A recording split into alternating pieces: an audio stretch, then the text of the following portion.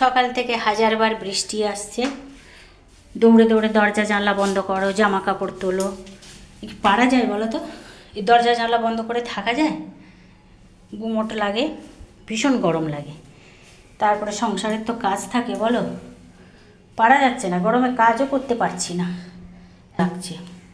অথচ সকাল থেকে বৃষ্টি হচ্ছে, কিন্তু দেখো পুরো ঘেমে চান হয়ে গেছি, একটাও কাজ করতে পারছি না। যেন কি যে হলো না ওয়েদারটা, কি বলবো।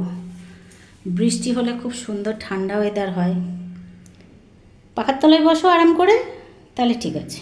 পাখা চালিয়ে আরাম করে শুয়ে থাকো, বসে থাকো, তাহলে খুব ভালো। বসে থাকলে চলবে? সংসারের কাজগুলো কে করবে? হ্যাঁ, কে করবে? পারা যায় না, পারা যায় না, এত কষ্ট আর সহ্য করতে পারছি না। গরম লেগে লেগে সবার এত শরীর খারাপ হয়ে গেল, তাও গরম কমে না গো। ঈশ্বর তাহলে কীভাবে আমাদের উপরে ক্ষেপে রয়েছে তোমরা চিন্তা করতে পারো? যে একটু শান্তি দিচ্ছে না, গরম কিছুতেই সে নেবে না, গরমটা যত ছিল আমাদের উপরেই ঠেলে দিচ্ছে।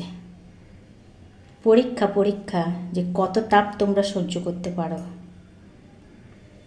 সহ্য করে যাব ঠিক, পরীক্ষায় পাশ করব নিশ্চয়ই।